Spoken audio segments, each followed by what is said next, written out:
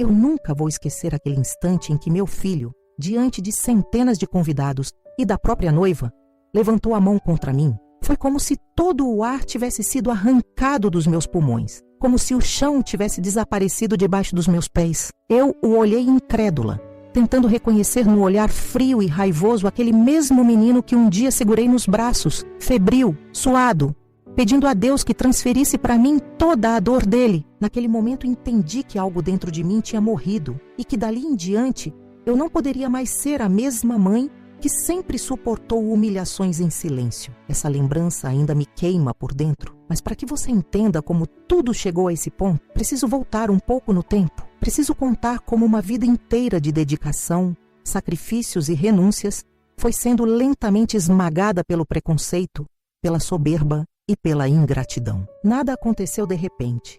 Não foi em um único dia. Foi um processo lento, corrosivo, que começou com pequenas palavras atravessadas, com olhares de desprezo que eu fingia não notar, até se transformar na tragédia que marcou para sempre a minha vida. Meu nome é Helena, tenho 64 anos e a história que vou compartilhar aqui começa num final de tarde aparentemente banal. Eu tinha acabado de fechar minha pequena loja de costura no centro da cidade, o mesmo espaço que mantive aberto por quase 3 décadas, costurando para vizinhos, conhecidos e até para clientes que vinham de outros bairros só porque confiavam no meu trabalho. Aquela lojinha era meu sustento e também meu refúgio. Foi atrás daquelas máquinas que consegui manter a dignidade e criar meu filho sozinha, depois que a morte me arrancou meu marido ainda jovem, deixando-me viúva aos 34 anos. Naquele dia, como em tantos outros, voltei para casa já planejando o jantar. Sempre gostei de cozinhar cedo, de preparar a mesa mesmo quando era só para nós dois. Achava importante que Rafael crescesse sentindo que, apesar de todas as dificuldades, ele tinha um lar de verdade, com cheiros e rituais que aquecem a alma. Era a minha forma de compensar a ausência do pai. 30 anos da mesma rotina e eu não me cansava, porque era nesse gesto simples que eu colocava todo o meu amor. Só que naquela tarde havia algo diferente. Rafael chegou mais cedo do que de costume, cerca de 1 hora antes, e trazia nos olhos uma seriedade que me deixou inquieta. Ele não sorriu, não comentou nada do trabalho, apenas se aproximou da mesa e disse: "Mãe, eu preciso conversar com você." O tom dele não era o de sempre. Não havia doçura. Não havia aquela leveza que, mesmo na correria da vida, sempre existia entre nós. Era um tom seco, quase ensaiado. Eu sorri, tentando aliviar o clima. "Vamos conversar depois do jantar, filho. Senta." "Eu já estou terminando." Mas ele balançou a cabeça e insistiu. "Não, mãe, é agora. Preciso te dizer antes que fique tarde." Ele respirou fundo, como quem se prepara para uma prova difícil.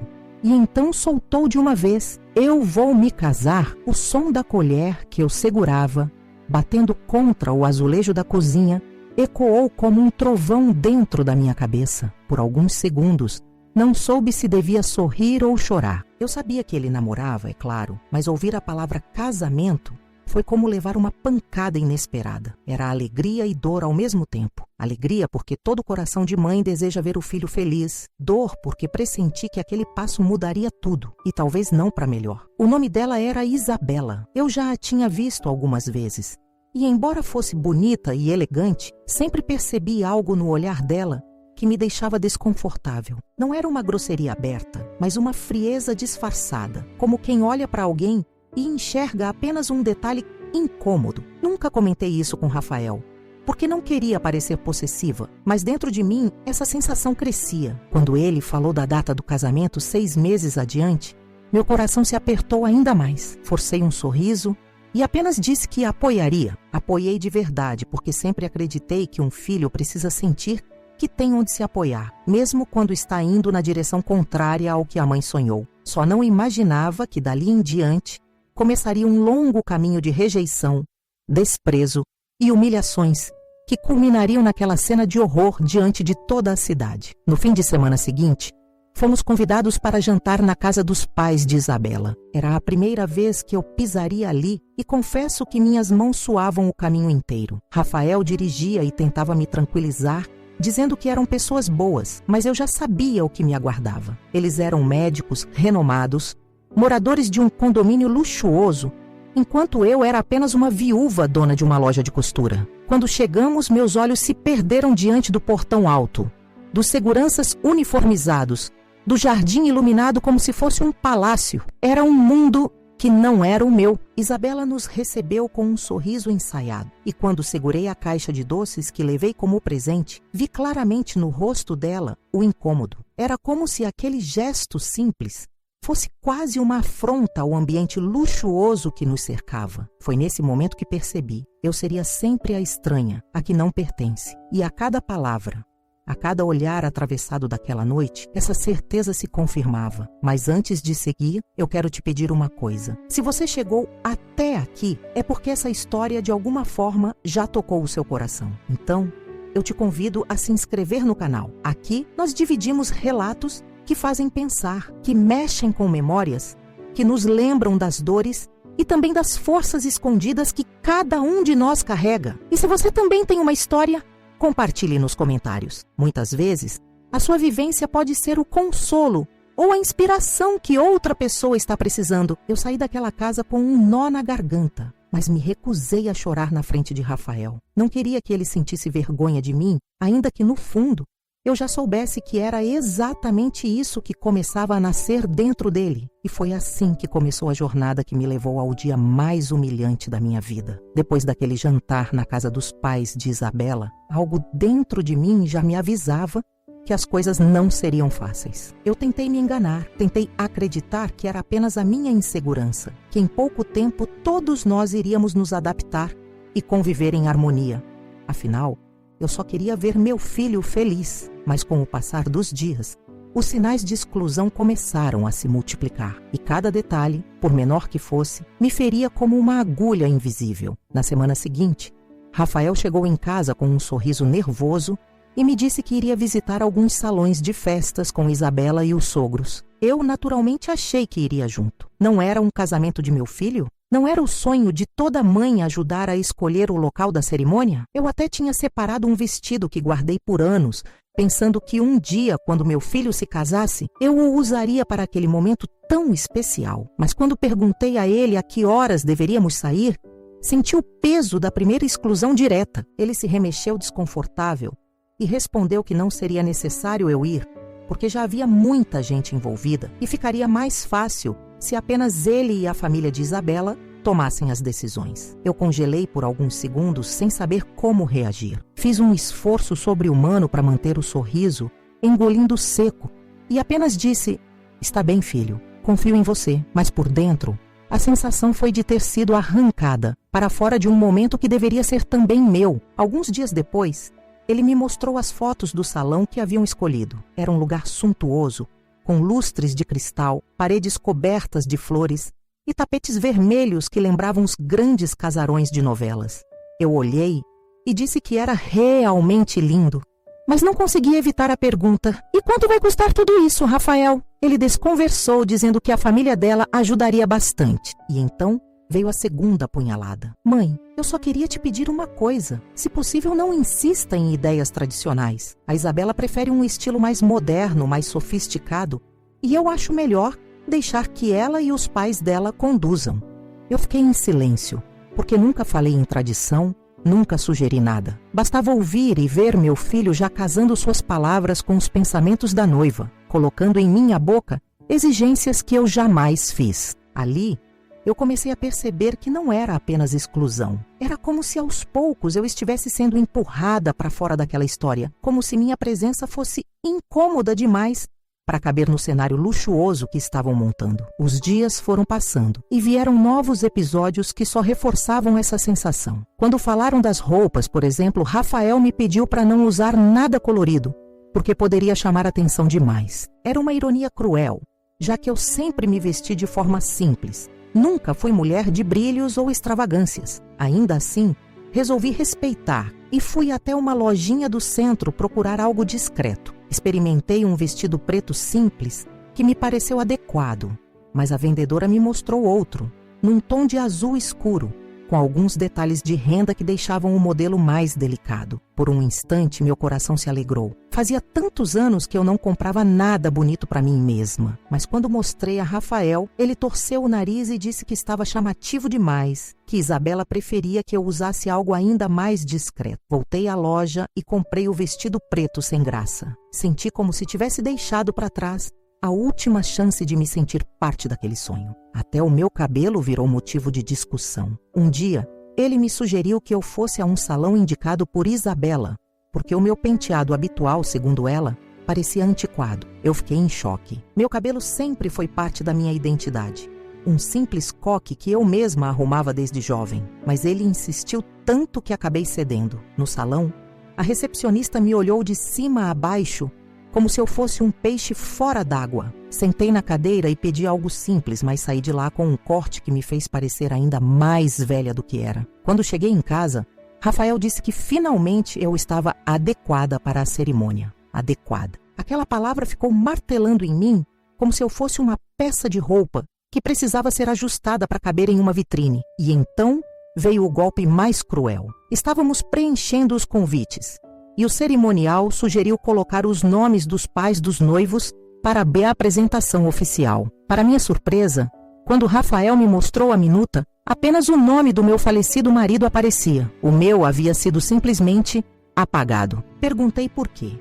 E ele, hesitante, disse que os sogros acharam melhor assim, que talvez fosse mais elegante mencionar apenas o pai. Eu fiquei paralisada. Meu marido tinha morrido há décadas e eu era a única que havia criado aquele menino com sangue, suor e lágrimas. E mesmo assim, me apagaram da memória viva do casamento como se eu fosse um fantasma indesejado. Foi naquela noite que chorei pela primeira vez durante todo aquele processo. Chorei em silêncio, para não incomodar ninguém, encolhida na cama como uma criança desamparada. Mas em meio às lágrimas, uma sensação começou a nascer dentro de mim. Uma mistura de tristeza e desconfiança. Algo me dizia que aquilo não era apenas descuido, era plano. Eu começava a me convencer de que, para aquela família, eu deveria ser invisível. Quando chegou o grande dia, acordei antes do sol. Vesti meu vestido preto, ajeitei o cabelo e me olhei no espelho. Eu parecia um vulto.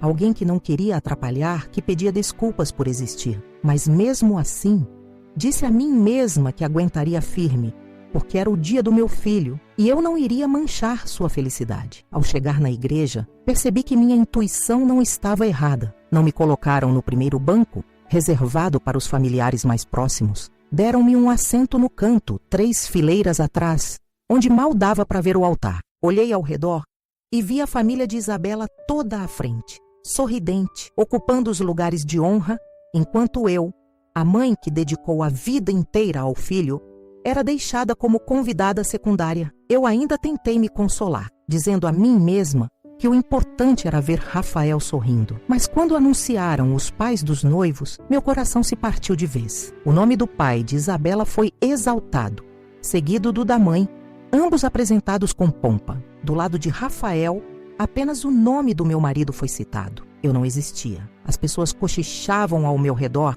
tentando entender por que a mãe do noivo não fora mencionada. E eu ali, sentada, tentando não desabar. Mas o pior ainda estava por vir. Durante a sessão de fotos, me aproximei naturalmente. Afinal, era a hora da família. Foi quando ouvi a frase que queimou minha alma. A senhora poderia, por favor, se afastar? É só para a família. Foi a própria Isabela quem disse. Eu tremi, respondi com voz embargada. Eu sou família. Mas Rafael se aproximou, segurou o meu braço e, com voz dura, pediu que eu não insistisse. E quando eu, ainda assim, tentei me manter firme, foi diante de todos que ele perdeu a paciência. Seus olhos estavam cheios de fúria e, num gesto impensado, ele me empurrou para trás. O silêncio que tomou o salão foi mortal. E naquele instante, diante de todos, percebi que o filho que criei havia me abandonado de vez. O empurrão que recebi naquele dia não foi apenas físico. Foi como se tivesse sido arremessada para fora da vida do meu próprio filho. Caí de costas diante de todos e fiquei ali, por alguns segundos, sem reação. Eu não sentia apenas a dor do corpo, mas uma dor muito maior, a dor da alma rasgada. Todos me olhavam. Alguns cochichavam, outros gravavam com seus celulares. mas ninguém se aproximou para me ajudar, nem mesmo Rafael, o filho que carreguei nos braços tantas noites febris, que vesti, alimentei e protegi com meu próprio suor, agora me olhava como se eu fosse apenas um obstáculo. Isabela e a família dela assistiam a tudo com um sorriso contido, como se esperassem por aquele momento desde o início. Eu nunca vou esquecer o olhar da noiva, satisfeito, quase aliviado, como se finalmente tivesse conseguido arrancar a última raiz que me ligava ao meu filho. Foi ali que percebi que nada daquilo havia sido ao acaso. Toda exclusão, cada detalhe que me apagava, era parte de um plano maior, me eliminar da vida dele. Levantei-me devagar, com as pernas trêmulas, e caminhei para a saída do salão. Senti o peso dos olhares me seguindo, como se eu fosse a vilã da história. Lá fora, o ar frio da noite bateu no meu rosto e eu finalmente pude respirar. Sentei-me na escadaria do salão e chorei em silêncio, mas de repente, algo mudou dentro de mim. Foi como se uma chama que eu não sabia que existia tivesse se acendido. A mãe amorosa, paciente, disposta a se humilhar para não atrapalhar o filho, morreu naquela noite. Em seu lugar nasceu outra mulher. Uma mulher que sabia que não poderia mais mendigar amor de quem não a valorizava. Uma mulher que pela primeira vez em décadas iria pensar em si mesma. Voltei para casa cambaleando, como se tivesse percorrido quilômetros com pedras nos pés. A cada passo, o peso da humilhação se transformava em algo novo, uma determinação fria. Entrei na minha casa, fechei a porta e fiquei parada na sala, olhando ao redor. Aquela casa pequena, modesta, cheia de memórias, parecia diferente. Era como se as paredes me observassem, perguntando se eu continuaria sendo a mesma mulher submissa ou se finalmente me levantaria. Fui até o quarto, abri o guarda-roupa e tirei de lá uma caixa antiga que guardava no fundo. Era uma caixa de documentos, papéis que eu não tocava havia anos. Dentro dela estavam as escrituras e contratos que meu marido havia deixado. Ele era simples como eu, mas havia herdado uma pequena área de terra de sua família no interior. Anos depois, aquela terra fora desapropriada para um grande projeto de construção e a indenização foi alta. Eu usei parte do dinheiro para abrir minha loja e sustentar Rafael, mas o restante, sob orientação de um advogado amigo da família, foi investido em imóveis alugados, tudo sempre no nome do meu filho, porque eu acreditava que no futuro aquilo seria a segurança dele. Mas a verdade, registrada em cada contrato que eu agora folheava, era que a propriedade real sempre esteve sob meu controle. O advogado havia me explicado que, juridicamente, Rafael só figurava como beneficiário, mas eu podia reverter tudo quando quisesse. Naquela noite, lendo aqueles papéis, senti um frio na espinha. Era como se o destino tivesse preparado aquele momento. Ali, diante de mim, estavam as chaves do futuro de Rafael, de Isabela e da família dela. O apartamento luxuoso em que ele vivia, o prédio onde trabalhava, até parte das clínicas médicas que os pais de Isabela administravam, estavam vinculados, de forma direta ou indireta, aos meus investimentos. Eles nunca imaginaram que a mulher simples que suportava calada poderia, na verdade, ter nas mãos o poder de virar a mesa. Eu fechei a caixa, respirei fundo e disse a mim mesma: Helena, você morreu naquela festa. Quem está aqui agora é outra pessoa. E essa pessoa não vai mais aceitar ser tratada como sombra. No dia seguinte, levantei cedo, tomei banho, arrumei os cabelos e vesti uma roupa que não usava havia anos. Olhei para o espelho e, por mais cansada que estivesse, vi nos meus olhos algo que não via desde a juventude: decisão. Fui até o escritório do advogado, o mesmo amigo de meu falecido marido, e contei tudo. Narrei cada detalhe, cada humilhação.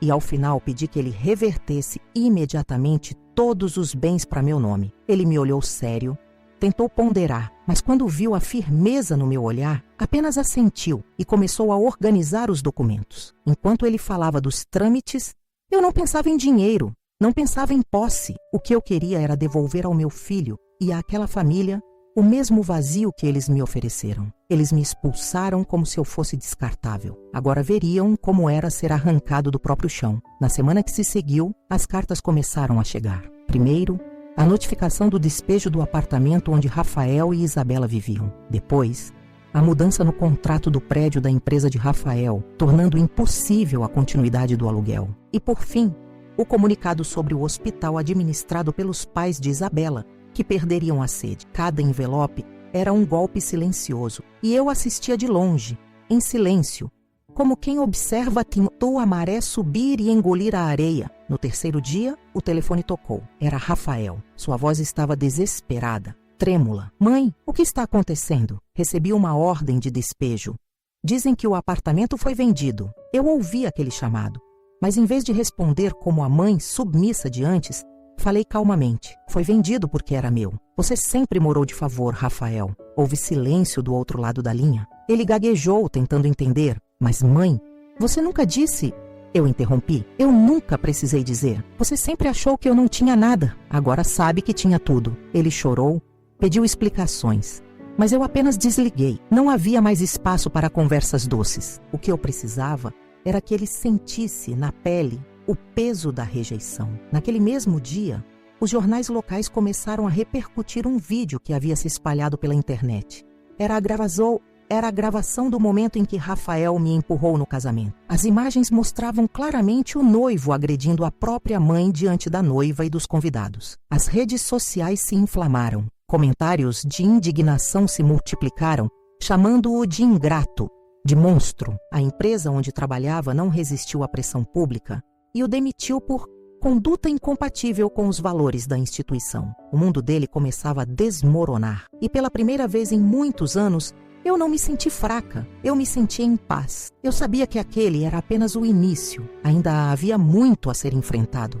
E eles tentariam me procurar, implorar, chorar, mas o coração que antes se derretia, ao ver uma lágrima, agora estava endurecido. O amor que um dia me movia havia se transformado em algo diferente, um sentimento gelado, que eu mesma não reconhecia. Talvez fosse ódio, talvez fosse justiça. Só sei que naquela noite, quando fechei as cortinas e deitei para dormir, finalmente consegui fechar os olhos sem chorar, porque pela primeira vez eu tinha o controle da minha própria vida. Os dias seguintes foram como assistir a uma tempestade que eu já sabia que viria, mas que mesmo assim me arrepiava. Rafael me ligava todos os dias, às vezes chorando, às vezes furioso, tentando entender como sua vida tinha virado de cabeça para baixo tão rapidamente. Eu o ouvia implorar, mas minha voz permanecia fria. Não era ódio cego.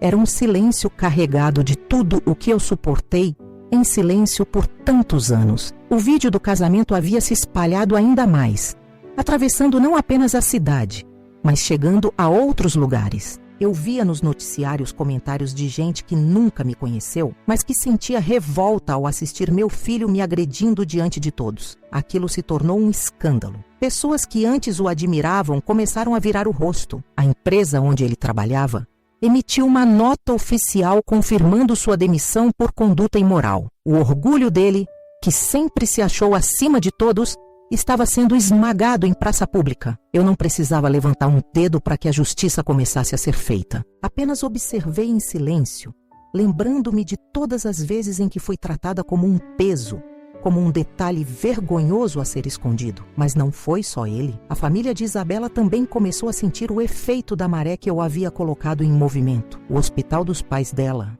que sempre foi considerado um dos mais respeitados da região, começou a perder pacientes em massa. As pessoas protestavam em frente ao prédio, dizendo que não queriam ser atendidas por uma família que compactuava com a agressão a uma mãe. Cancelamentos se multiplicaram e o prestígio que eles ostentaram durante décadas começou a ruir em questão de dias. Foi nesse clima que uma noite o telefone tocou. Eu atendi e do outro lado ouvi não só a voz de Rafael, mas também a de Isabela. Ela chorava, soluçando como uma criança. Helena, por favor, nos ajude. A clínica dos meus pais está falindo, não sabemos mais o que fazer. Eu fechei os olhos e respirei fundo. Lembrei-me da mesma mulher que meses antes havia me pedido para sair da foto de família, dizendo que aquele momento não era meu. Agora sua voz vinha carregada de desespero, pedindo para que eu salvasse o que restava da vida deles. Minha resposta foi curta. Vocês nunca pensaram em mim quando decidiram me apagar? Agora é tarde demais. Antes que ela dissesse mais alguma coisa,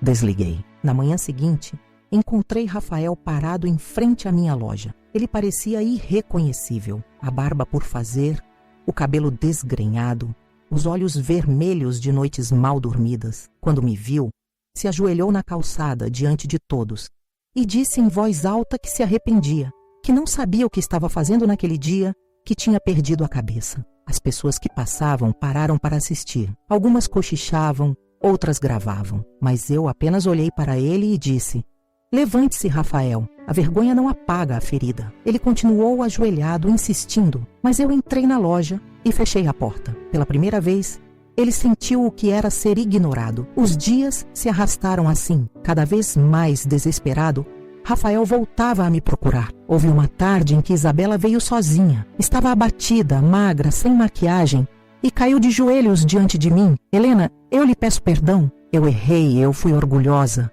Mas não mereço que minha família sofra desse jeito. Meu pai está doente de preocupação. Minha mãe não sai do quarto. E Rafael está destruído." Eu ouvi tudo em silêncio, deixando-a falar. No fundo, parte de mim ainda sentia o impulso de ampará-la, como se fosse uma filha. Mas quando fechei os olhos, a cena do casamento voltou como uma lâmina afiada. Ela sorrindo satisfeita, enquanto eu era empurrada e humilhada. Então, abri os olhos e disse calmamente: "O que vocês estão vivendo é apenas o reflexo do que me fizeram passar. Vocês escolheram me excluir.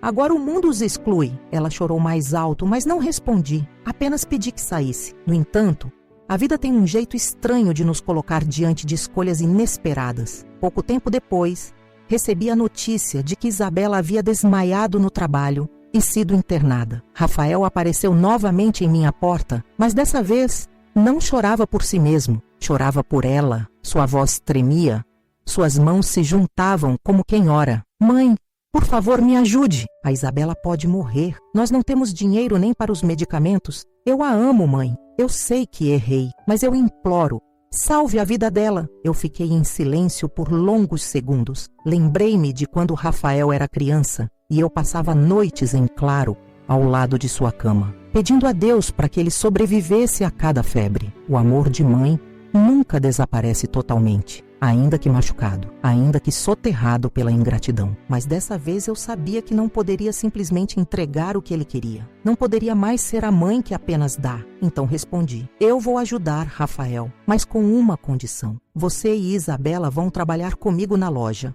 Vão acordar cedo, cortar, costurar, atender clientes, fazer tudo o que eu fiz por décadas sozinha. Só assim entenderão o valor de cada centavo." Ele me olhou incrédulo, como se fosse impossível, mas diante do desespero, acabou aceitando. Naquele mesmo dia, entreguei a ele uma quantia suficiente para o tratamento emergencial de Isabela. Enquanto o via correr para o hospital, percebi algo novo em mim. Não era apenas vingança, era como se eu tivesse encontrado uma forma de ensinar o que a vida nunca conseguiu mostrar a eles. Na semana seguinte, Rafael apareceu na porta da loja, pontualmente às 6 da manhã. Seus olhos ainda traziam vergonha, mas havia também uma centelha de humildade. Pela primeira vez em muitos anos, vi nele não o homem arrogante moldado pelo luxo, mas o menino que um dia segurou em minhas mãos para aprender a andar. Eu sabia que a jornada estava apenas começando. Ele e Isabela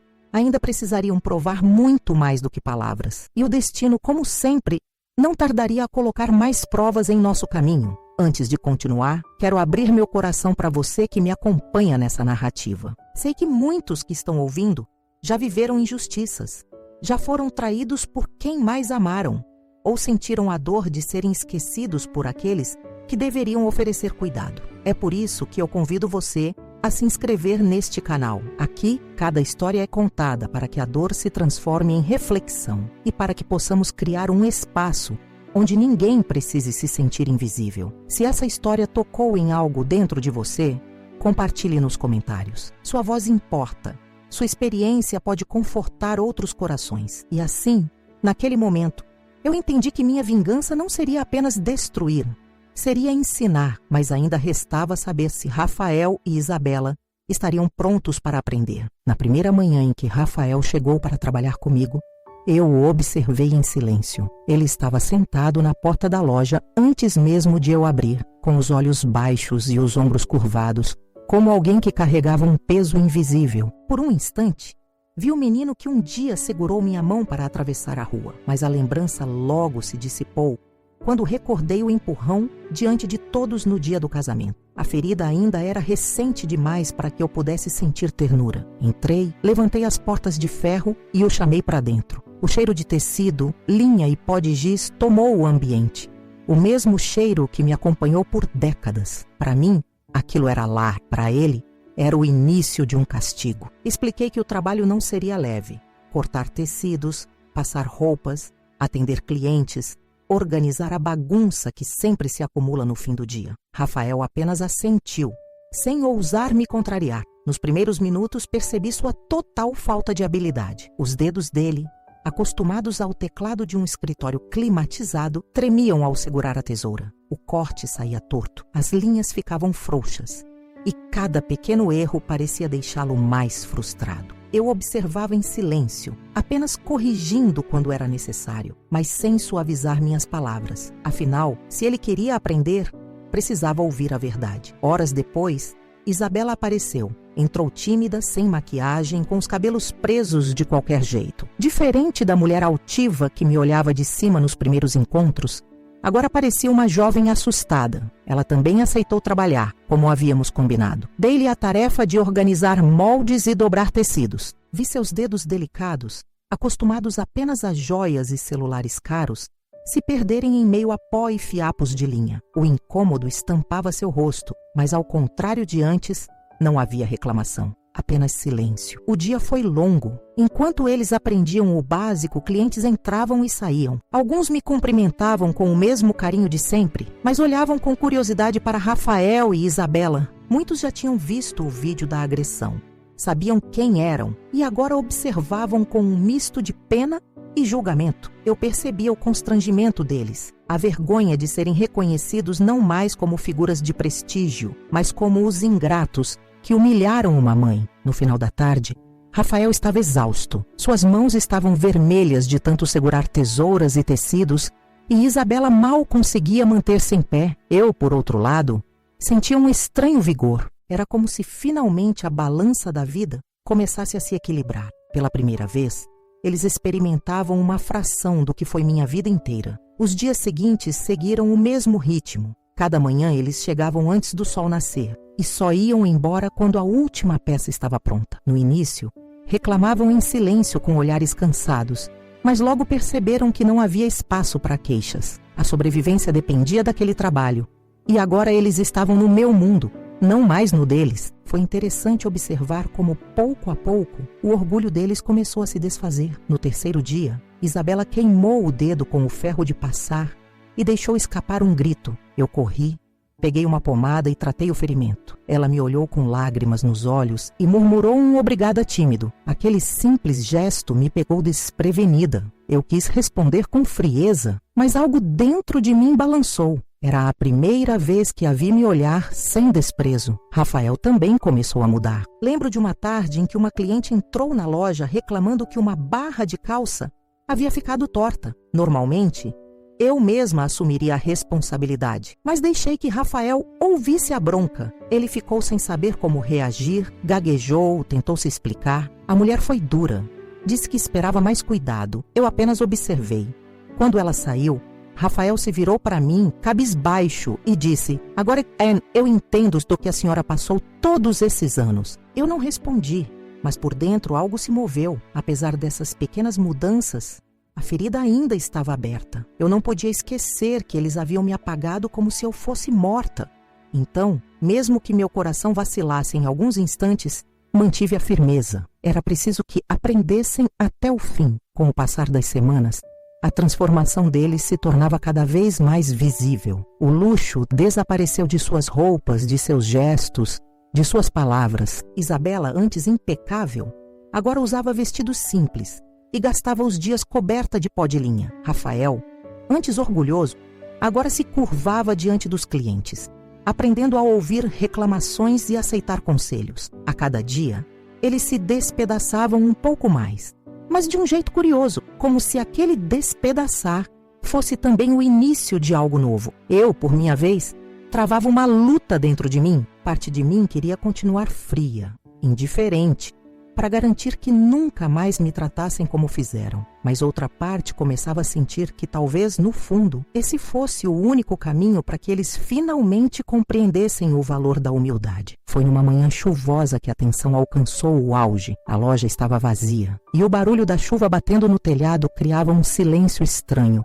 Rafael parou o que estava fazendo, limpou as mãos no avental e se aproximou de mim. Mãe, eu sei que não mereço, mas preciso dizer, eu me envergonho do que fiz. Eu não consigo dormir sem ver aquela cena do casamento. Eu não sei como tive coragem de levantar a mão contra a senhora. As palavras dele me atingiram em cheio. Eu queria manter a dureza, mas meus olhos se encheram de lágrimas. Fiquei em silêncio, costurando, sem encará-lo. Ele continuou. Eu era cego. Eu deixei que o orgulho, que o mundo da Isabela e da família dela, me fizessem acreditar que a senhora era menos. Mas agora, cada ponto de linha, cada cliente, me faz entender que a senhora é muito mais forte do que todos nós. Eu respirei fundo e, pela primeira vez em muito tempo, encostei minha mão sobre a dele. Foi rápido, quase imperceptível, mas foi suficiente para que ele entendesse que, embora a ferida ainda doesse, havia espaço para algo diferente. Isabela, que estava ouvindo em silêncio,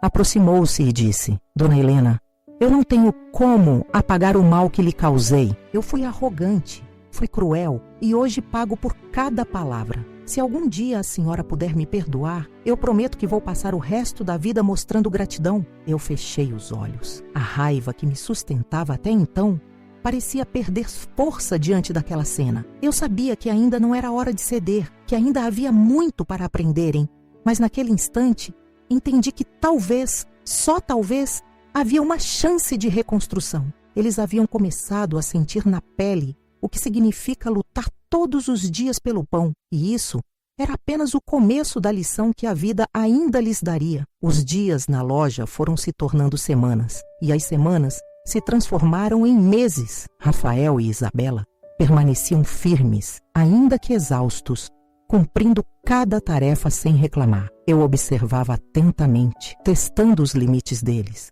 porque sabia que apenas o trabalho árduo poderia arrancar de dentro aquela arrogância que os destruíra. Mas a vida, como sempre, tinha seus próprios planos para apressar o aprendizado. Numa manhã abafada de verão, enquanto arrumávamos o estoque, um homem entrou na loja. Era um cliente antigo, conhecido por ser exigente e impaciente. Pediu pressa em um ajuste complicado e, ao perceber que Rafael era o responsável, não escondeu o desprezo. Você é aquele rapaz do vídeo, não é? O ingrato que empurrou a própria mãe. A voz dele ecoou como um trovão dentro da loja. Rafael ficou paralisado, o rosto queimando de vergonha. Eu poderia ter intervido, mas não o fiz. Deixei que ele sentisse a dor da humilhação pública, porque era exatamente isso que eu suportei por anos em silêncio. Quando o homem saiu, Rafael abaixou a cabeça e chorou baixinho, tentando esconder as lágrimas. Eu me aproximei devagar, mas em vez de consolar, apenas disse: essa é a marca que você mesmo colocou em si. O tempo dirá se você será capaz de apagá-la. Ele não respondeu, mas continuou trabalhando com ainda mais empenho. Isabela também enfrentou seus fantasmas. Certa tarde, duas antigas amigas dela entraram na loja. Estavam bem vestidas, rindo alto, carregando sacolas de boutiques caras. Quando a viram atrás do balcão, dobrando tecidos com as mãos ásperas e suadas, arregalaram os olhos. Uma delas riu debochada. Nunca pensei que fosse te encontrar aqui, Isabela. Achei que você estivesse viajando pela Europa, não perdida em meio a panos. O comentário foi venenoso, e eu vi a dor atravessar os olhos de Isabela como uma faca. Ela, no entanto, não respondeu. Apenas abaixou a cabeça e continuou dobrando. Depois que elas saíram, ela veio até mim, os olhos marejados. Dona Helena, se eu pudesse voltar atrás, eu teria feito tudo diferente. Eu achava que riqueza era sinônimo de valor, mas hoje percebo que nada disso importa. A senhora sempre teve mais dignidade que todos nós juntos. Essas palavras me tocaram, mas ainda assim, não permiti que a emoção me dominasse. Eu sabia que o arrependimento deles precisava ser forjado pelo tempo, não por uma cena isolada. Continuei exigindo disciplina, horários e esforço. Cada ponto de costura, cada cliente atendido, era parte da lição que eles precisavam aprender. Mas o destino não se contenta em ensinar apenas pela dureza do trabalho. Ele vai além, testando a fé e a resistência. Foi numa noite fria de outono que recebi a ligação. O pai de Isabela havia sofrido um infarto. Corri ao hospital, não por eles, mas porque ainda acreditava que nenhuma tragédia deveria ser enfrentada sozinha. Cheguei e encontrei Rafael e Isabela sentados no corredor devastados. O homem que sempre me olhou com desprezo agora estava deitado em uma maca, lutando pela vida. Naquele instante, vi como a vida pode ser cruelmente justa. O mesmo orgulho que me expulsou do convívio deles agora não servia para nada diante da fragilidade da morte. Fiquei parada, observando-os chorar. Rafael ergueu os olhos para mim e disse: "Mãe, eu não sei o que fazer. Eu não sei mais como seguir." Pela primeira vez, ele não falava com raiva ou orgulho. Era um pedido genuíno de amparo, como quando era criança. Sentei-me ao lado dele, mas não o abracei. Apenas disse: "A vida está mostrando a vocês o que significa ser humano. Aceitar a dor, aceitar a perda, aceitar que não somos donos de nada." Ele chorou ainda mais, encostando o rosto nas mãos. O pai de Isabela sobreviveu, mas ficou debilitado, incapaz de voltar ao trabalho. A clínica da família, já em crise, mergulhou ainda mais no abismo. As dívidas se acumularam e em pouco tempo tiveram que vender equipamentos para manter o básico. Isabela me contou, soluçando, que eles estavam prestes a perder até a casa em que viviam. Foi nesse momento que percebi algo mudar. A arrogância deles havia desaparecido por completo. O que restava era apenas a vulnerabilidade. E diante disso, eu comecei a sentir um peso novo dentro de mim. Não era mais raiva, não era mais vingança. Era como se minha alma começasse a se perguntar até que ponto eu deveria carregar essa justiça nas próprias mãos. Numa noite silenciosa, sozinha em meu quarto, me ajoelhei diante da cama e rezei. Fazia anos que eu não me colocava em oração com tanta entrega. Pedi a Deus que me mostrasse o caminho, que me dissesse se eu deveria continuar endurecendo meu coração ou se era hora de ceder. As lágrimas caíram sem controle, lavando um pouco da amargura que eu carregava. No dia seguinte, ao abrir a loja, encontrei Rafael já esperando como sempre. Mas dessa vez, ele não vestia apenas o avental. Trazia em suas mãos um caderno surrado. Abriu-o diante de mim e mostrou anotações de medidas, cálculos, desenhos. Passei as últimas noites estudando costura, mãe. Eu quero aprender de verdade. Não só porque preciso,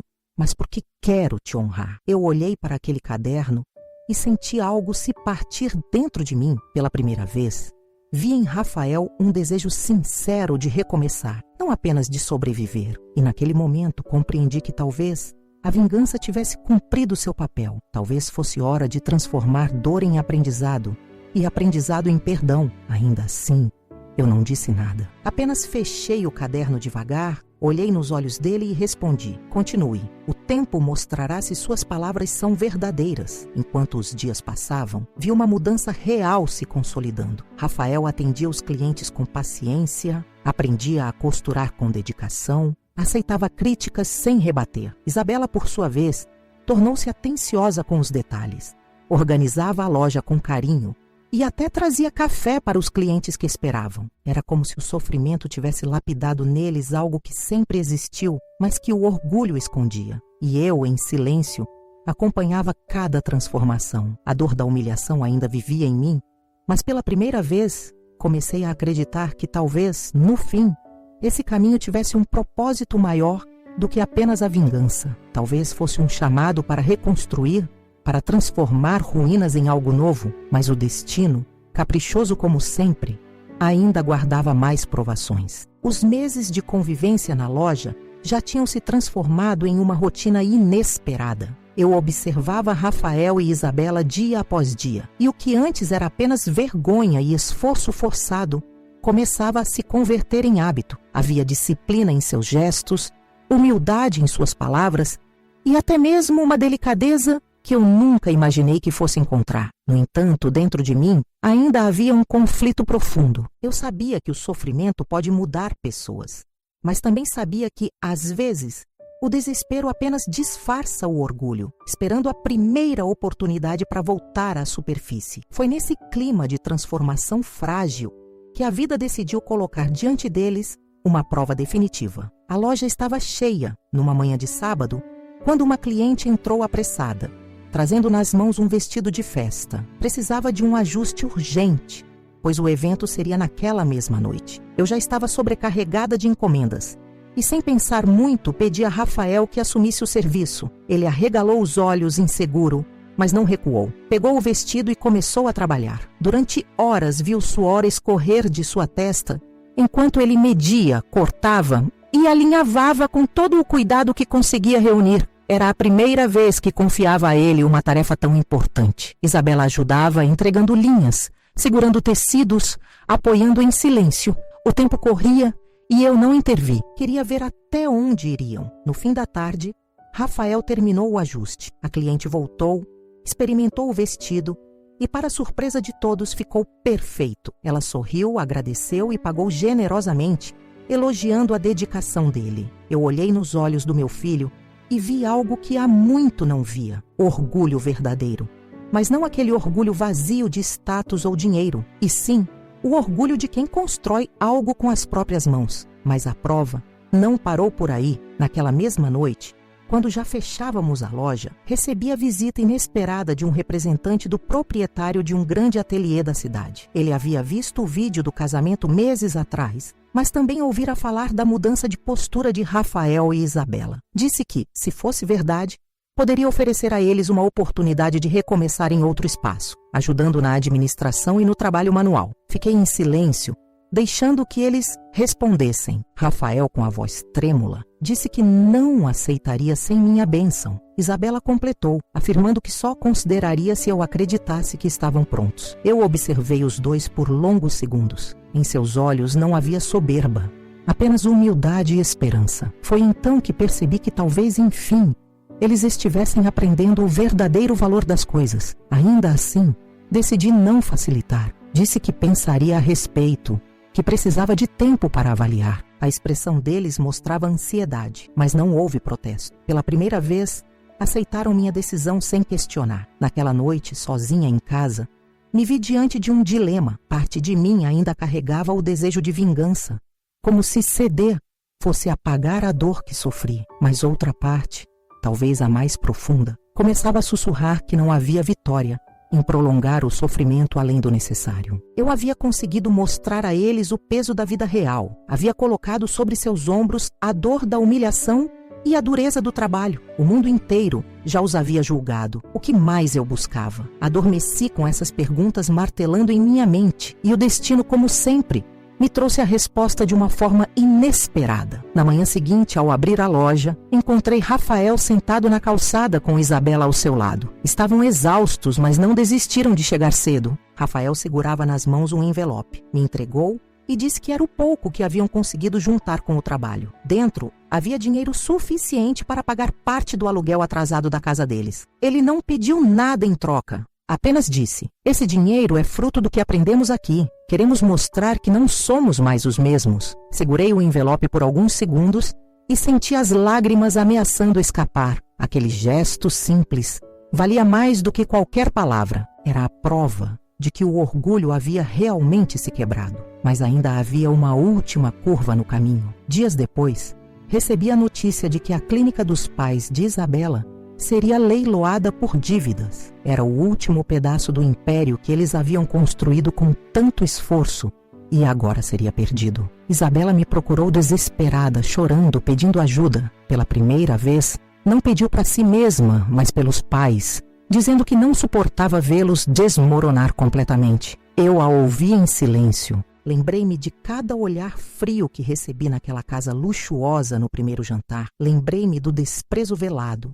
da forma como me trataram como se eu fosse invisível. E mesmo assim, diante da dor dela, algo dentro de mim amoleceu, porque no fundo eu sabia: ninguém merece ser destruído por completo. A vida já havia feito justiça. Naquele momento tomei a decisão que mudaria tudo. Procurei meu advogado e pedi que, discretamente, ajudasse a família dela a renegociar parte das dívidas. Não contei nada a Rafael nem a Isabela. Queria que acreditassem que haviam conquistado tudo apenas com esforço, sem depender mais de mim. Dias depois, Isabela veio me contar, surpresa, que uma negociação inesperada havia salvado seus pais de perder tudo. Ela chorava de gratidão, sem desconfiar da minha intervenção. Eu apenas a ouvi, em silêncio, e senti meu coração finalmente se aquietar. Aos poucos, Percebi que a vingança já não fazia sentido. Eu havia recuperado minha dignidade, mostrado meu valor, e agora podia escolher se continuaria carregando rancor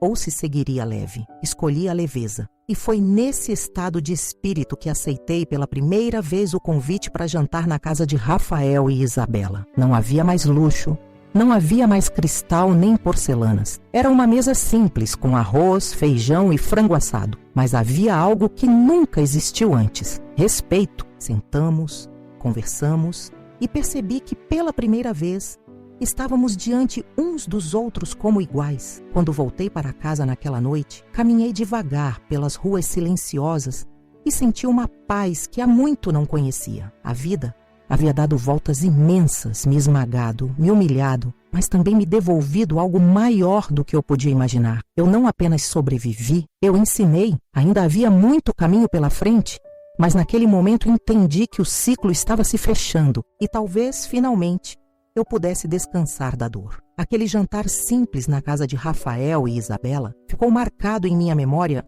como um divisor de águas. Não havia luxo, não havia tapetes vermelhos nem copos de cristal. O que havia era uma mesa de madeira já gasta pelo tempo, pratos comuns e um cheiro de tempero caseiro que me fez voltar às noites em que eu mesma cozinhava para meu filho quando ele ainda era um menino. Isabela, com os cabelos presos de maneira desajeitada, se esforçava para me servir com delicadeza. Rafael, por sua vez, me olhava nos olhos como não fazia há muitos anos. E naquele olhar não havia mais altivez, apenas respeito. Comemos em silêncio por alguns minutos, até que ele respirou fundo e disse: "Mãe, eu sei que nunca vou conseguir apagar o que fiz, mas quero lhe dizer que eu sou outra pessoa agora. Cada ponto que aprendi a costurar, cada cliente que atendi, cada lágrima que derramei nesses meses me fizeram enxergar que eu só existo porque a senhora nunca desistiu de mim. Eu sei que lhe feri de um jeito que talvez nunca se cure,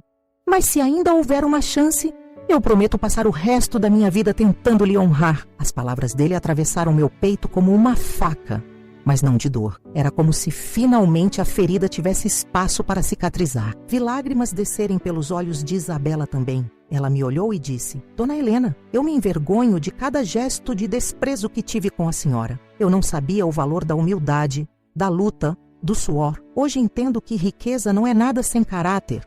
Se a senhora me permitir, quero ser para a senhora uma filha, não apenas por causa de Rafael, mas por gratidão à vida que me deu uma segunda chance." Eu respirei fundo e pela primeira vez em muitos meses senti que não precisava mais carregar rancor, mas ainda guardei silêncio, porque sabia que palavras ditas no calor da emoção podem se perder com o tempo. Eu precisava que eles mostrassem em atos. Nos dias que se seguiram, notei que não era apenas discurso. Rafael continuava firme na loja, cada vez mais habilidoso com a costura, e até chegou a criar um modelo próprio de vestido que uma cliente adorou. Isabela se transformou em uma peça essencial, organizando pedidos, tratando clientes com gentileza e até propondo ideias novas para atrair fregueses. O ambiente, que antes era pesado, agora tinha até momentos de riso, algo que eu não imaginava que poderia acontecer de novo entre nós. Foi nesse cenário que a vida decidiu trazer à tona minha última escolha. O advogado me procurou discretamente,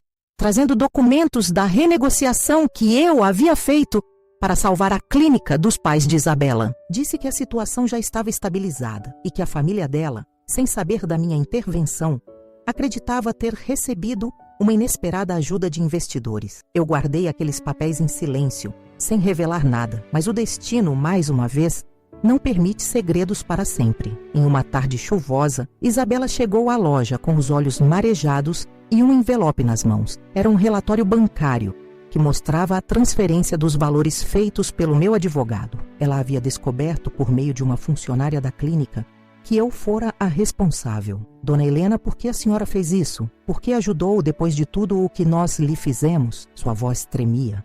Suas lágrimas desciam sem controle. Rafael, que estava ao lado, também me olhava em silêncio, esperando uma resposta. Eu os encarei e disse calmamente: "Porque a vida já havia castigado vocês o suficiente. Porque eu sabia que destruir completamente não traria de volta o que perdi. Eu queria que aprendessem, não que fossem aniquilados. O perdão não é esquecer, mas é escolher não se tornar igual àqueles que nos ferem. Rafael caiu de joelhos diante de mim, chorando. Mãe, eu não mereço o seu perdão. Eu não mereço nem mesmo o ar que respiro depois de tudo o que fiz. Mas eu juro, diante de Deus, que nunca mais vou permitir que a senhora se sinta sozinha ou humilhada. Isabela também chorava, segurando minhas mãos e repetindo: obrigada, obrigada, eu nunca vou esquecer. Naquele instante, algo se rompeu dentro de mim. Todo o peso que carreguei nos ombros desde o dia do casamento pareceu escorrer pelas minhas lágrimas. Eu os abracei e choramos juntos, não como inimigos, não como estranhos, mas como família. Os dias seguintes foram marcados por uma nova energia. A loja prosperava, os clientes elogiavam e até pessoas que antes vinham apenas por curiosidade começaram a trazer encomendas sérias. Rafael e Isabela se dedicavam de corpo e alma, e eu sentia que o ciclo de humilhação finalmente havia se transformado em um ciclo de aprendizado e respeito. Ainda assim, não me enganei achando que tudo seria perfeito. Sabia que a vida continuaria a testar nossa união, mas agora havia algo diferente. Estávamos juntos. Não era mais eu contra eles, mas nós contra o mundo. Foi então que recebi um convite inesperado. Uma organização comunitária da cidade, que acompanhara toda a repercussão da minha história, queria que eu desse uma palestra para jovens sobre superação e dignidade. No início, recusei, envergonhado, mas Rafael insistiu. Mãe, a senhora não imagina quantas vidas pode inspirar contando a verdade. A senhora não é apenas minha mãe, é um exemplo de coragem para todos. Aceitei com hesitação, mas no dia em que subi ao palco diante de dezenas de jovens, senti algo que nunca havia sentido antes. Cada palavra que eu dizia sobre luta, sobre dignidade, sobre nunca desistir, era recebida com olhos atentos e corações abertos. Quando terminei, aplaudiram de pé. Eu desci daquele palco transformada. Pela primeira vez na vida, percebi que minha dor tinha se tornado não apenas uma história de vingança, mas também uma lição para o mundo. Na volta para casa, dentro do carro, Rafael me segurou a mão e disse: Mãe, agora eu entendo. Tudo o que a senhora passou, tudo o que nos fez passar, não foi para nos destruir, mas para nos salvar. Eu chorei em silêncio, olhando pela janela, agradecendo a Deus por ter me dado forças para não desistir. E assim, compreendi que minha maior vingança não foi arrancar deles o conforto, mas mostrar-lhes o valor da vida real. Minha vitória foi vê-los aprender a caminhar de cabeça erguida, não pela riqueza, mas pela humildade e pelo respeito. Eu sabia que o ciclo estava se fechando, mas ainda restava a última página dessa história, aquela que mostraria se o perdão, de fato, seria capaz de sustentar tudo o que construímos depois da dor. Depois daquele abraço que selou um novo começo entre nós, a vida começou a tomar um rumo que eu jamais teria imaginado meses antes. A loja prosperava como nunca. O burburinho sobre minha história, que antes me enchia de vergonha, agora atraía clientes. Muitos vinham não só pelo trabalho de costura, mas também para me ouvir, para conversar, para se inspirar. Era como se meu espaço simples, cheio de linhas e tecidos, tivesse se transformado em um ponto de encontro de gente que buscava mais do que roupas ajustadas, mas também palavras de conforto. Rafael e Isabela trabalhavam ao meu lado todos os dias. No início, eu os observava com um pé atrás, temendo que a humildade fosse apenas temporária, fruto do desespero. Mas com o passar do tempo percebi que não havia farsa. Eles haviam realmente mudado. Rafael não apenas costurava, mas criava. Vi em seus olhos um brilho novo quando apresentava ideias para novos modelos ou quando recebia um elogio sincero de uma cliente. Isabela, que um dia desprezou minha simplicidade, agora se orgulhava de atender cada pessoa que entrava, chamando-as pelo nome, perguntando da família, oferecendo café como se fossem de casa. Um dia, enquanto organizávamos o estoque, Rafael me chamou. Mãe, eu queria te mostrar uma coisa. Ele me entregou um vestido que havia costurado sozinho. Era simples, mas elegante, com detalhes que mostravam atenção e carinho. Fiz para a senhora, disse ele com a voz embargada. Quando vesti aquele vestido, minhas mãos tremeram, não pelo tecido, mas pelo gesto. Era como se cada ponto fosse um pedido de perdão. Eu me olhei no espelho e vi não apenas uma mulher marcada pela dor, mas também uma mulher renascida pelo amor de quem um dia a feriu. Mas o destino, sempre implacável, ainda guardava uma prova final. A repercussão da palestra que dei na comunidade se espalhou e logo fui convidada para falar em outros lugares. O vídeo da minha fala circulou nas redes sociais. E de repente eu, que já havia sido humilhada em frente ao mundo, agora era vista como exemplo de dignidade. Jornais locais fizeram reportagens e até programas de televisão me procuraram. Eu não buscava fama, mas percebi que minha história já não era apenas minha. Era de todas as mães que foram esquecidas, de todas as mulheres que carregaram o mundo nas costas e ainda assim foram desvalorizadas. Rafael acompanhava cada passo com orgulho, mas também com lágrimas nos olhos. Uma noite, depois de uma dessas palestras, ele se aproximou de mim e disse: "Mãe, eu não sei se um dia vou conseguir superar a vergonha do que fiz, mas agora eu sei que o que a senhora carrega é muito maior do que a dor. A senhora carrega luz." Aquelas palavras me atravessaram como um raio, não porque apagassem o passado, mas porque mostravam que meu filho finalmente compreendia o valor daquilo que sempre tentei ensinar. No entanto, a vida ainda queria testar se a mudança deles era verdadeira ou apenas circunstancial. Isso aconteceu em um evento da cidade. Meses depois, fui convidada para receber uma homenagem por minha trajetória de superação. O salão estava cheio, autoridades presentes, gente de todos os cantos. No meio da cerimônia, o apresentador chamou ao palco não apenas a mim, mas também Rafael e Isabela. Eu gelei por dentro. Parte de mim temia que eles não soubessem se comportar, que a vaidade voltasse à tona diante de tantos olhares. Mas o que aconteceu foi o contrário. Rafael pegou o microfone, com as mãos trêmulas, e disse diante de todos: "Eu sou o homem que empurrou a própria mãe no dia do meu casamento. Eu sou o ingrato que esqueceu tudo o que ela fez por mim. Mas hoje estou aqui para dizer que a vida me quebrou de um jeito que só o amor dela foi capaz de reconstruir. Se hoje consigo olhar nos olhos de vocês sem vergonha, é porque essa mulher me ensinou que dignidade não se compra, se conquista com trabalho e humildade." O salão inteiro ficou em silêncio e, em seguida, uma onda de aplausos tomou conta do espaço. Eu chorava. Não conseguia conter as lágrimas. Isabela também falou, assumindo seus erros, pedindo perdão publicamente, agradecendo a chance que recebeu de aprender. As pessoas aplaudiram de pé. Naquele momento percebi que não era apenas uma reconciliação íntima, mas um renascimento diante de toda a sociedade que havia testemunhado nossa queda. Na volta para casa, dentro do carro, Rafael se virou para mim e disse: "Mãe, agora eu entendo que a senhora não só me deu a vida, mas me devolveu quando eu a havia perdido. Eu nunca vou poder retribuir, mas vou passar cada dia tentando." Eu olhei pela janela, vendo as luzes da cidade passarem, e senti que o peso do mundo finalmente saía dos meus ombros. A vingança, que um dia foi meu combustível, agora não fazia mais sentido. Eu havia conseguido algo muito maior: transformar dor em aprendizado, humilhação em respeito, queda em redenção. Os meses seguintes consolidaram essa nova fase. A loja prosperava tanto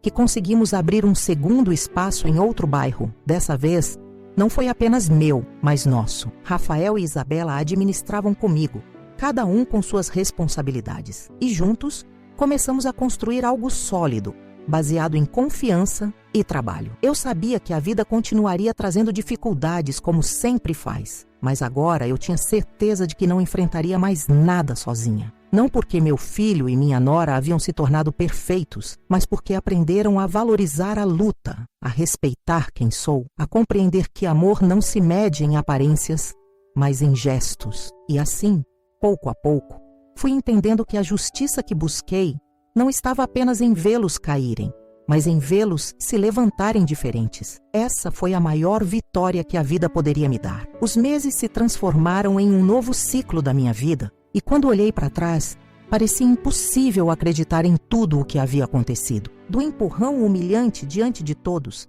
passando pelo desespero de noites solitárias e pela vingança fria que me sustentou, até chegar ao perdão que jamais imaginei oferecer, tudo parecia parte de um roteiro que só o destino poderia escrever. Eu, que um dia fui vista como invisível, agora era lembrada não apenas como mãe, mas como mulher que resistiu, caiu e se levantou mais forte. Na loja, agora transformada em um pequeno ateliê reconhecido na cidade, eu trabalhava lado a lado com Rafael e Isabela. Nossos dias não eram perfeitos porque a vida nunca é. Havia clientes difíceis, encomendas atrasadas, dívidas para resolver, mas havia também risadas, cumplicidade e principalmente respeito. Algo que um dia me foi negado, mas que agora eu recebia em cada gesto, em cada olhar. Certa tarde, enquanto costurava uma peça, ouvi Rafael chamar: "Mãe, venha ver." Ele estava ao lado de uma jovem que trazia em mãos um vestido de formatura. Era filha de uma das clientes mais antigas. Com os olhos brilhando, a menina dizia que confiava apenas em nós para costurar o vestido do seu grande dia. Quando olhei para Rafael, vi em seus olhos o mesmo brilho que um dia vi quando ele era menino e me mostravam um desenho mal feito, mas agora não havia ingenuidade. Havia orgulho de um trabalho bem feito. Naquele momento percebi que o ciclo de aprendizado estava completo. Ele, que um dia me rejeitou em nome da aparência, agora recebia confiança por aquilo que realmente construía com as mãos. Era como se a vida tivesse dado a ele uma chance de reescrever a própria história e a mim a chance de ver a justiça poética acontecer diante dos meus olhos. Mas ainda faltava algo, um fechamento que não viria apenas da vida, mas de mim mesma. Eu precisava olhar para dentro e perguntar: "Helena, você conseguiu perdoar de verdade?" Demorei a encontrar a resposta. Por meses carreguei essa dúvida, até que numa noite silenciosa, sentei-me sozinha na cozinha diante de uma xícara de café. Olhei para as paredes simples, para as lembranças de anos de luta e pensei em tudo o que vivi. As lágrimas vieram, mas não eram de dor, eram de alívio. Percebi que sim, eu havia perdoado. Não porque eles mereciam, mas porque eu precisava me libertar. Guardar rancor teria me mantido prisioneira do passado. Ao soltá-lo, encontrei leveza. Na semana seguinte, fomos convidados a uma cerimônia simples de casamento comunitário, organizada pela paróquia do bairro. Não era um evento luxuoso, mas uma celebração do amor em sua forma mais pura. Quando vi aqueles casais humildes se unindo diante de Deus, lembrei-me do dia em que fui expulsa do casamento do meu próprio filho. E então, como uma onda suave, senti que tudo se encaixava. Aquele casamento não foi o fim da minha história. Foi apenas o início de uma nova versão de mim. Saí de lá em silêncio, de braços dados com Rafael e Isabela. Pela primeira vez, não me senti como alguém que havia perdido, mas como alguém que havia vencido. Hoje, quando penso em tudo o que aconteceu, não sinto mais o gosto amargo da vingança. O que sinto é um profundo respeito por mim mesma. Eu descobri que sou mais forte do que imaginei, que a vida pode me quebrar quantas vezes quiser, mas sempre haverá dentro de mim algo que não se dobra, minha dignidade. E se há algo que quero deixar para você que me ouviu até aqui, é essa lição. Não importa o quanto te desprezem ou quanto tentem te apagar. Nunca se esqueça de quem você é. Nunca permita que a ingratidão dos outros defina o seu valor. O amor que você dá, o esforço que você dedica, tudo isso volta de alguma forma. Às vezes volta em lágrimas, às vezes em sorrisos, mas sempre volta. Eu não sou perfeita. Eu errei quando deixei a raiva guiar meus passos, quando me permiti ser dominada pela vingança. Mas aprendi que até mesmo os erros podem nos ensinar, se estivermos dispostos a olhar para dentro. Hoje, não me arrependo do caminho. Se tivesse sido diferente, talvez Rafael e Isabela nunca tivessem mudado. Talvez eu mesma nunca tivesse encontrado a força que sempre existiu em mim, mas que permanecia escondida. Por isso digo a você, não tema a dor, não tema a queda. Cada cicatriz é prova de que você sobreviveu, e sobreviver já é uma forma de vitória. Antes de encerrar essa história, quero falar diretamente com você que acompanhou cada palavra. Este espaço não é apenas meu, mas nosso. É um lugar onde histórias se encontram, onde lágrimas e sorrisos se misturam. Por isso, eu convido você a se inscrever no canal, não como quem apenas segue um conteúdo, mas como quem se une a uma comunidade de pessoas que têm histórias reais para contar. E se você já viveu algo parecido, se também enfrentou rejeições, humilhações ou superações, compartilhe nos comentários. A sua história pode ser a força que alguém do outro lado precisa para continuar. Eu, Helena, encerro este relato sabendo que minha vida não terminou no dia em que fui empurrada. Pelo contrário, foi ali que ela recomeçou. E recomeçar é o maior ato de coragem que um ser humano pode ter. Que a minha história sirva para lembrar que até a maior dor pode se transformar em força e que até a maior humilhação pode se converter em dignidade e que nunca, jamais, deixemos de acreditar que a vida, por mais dura que seja, sempre guarda um espaço para a justiça e para a esperança.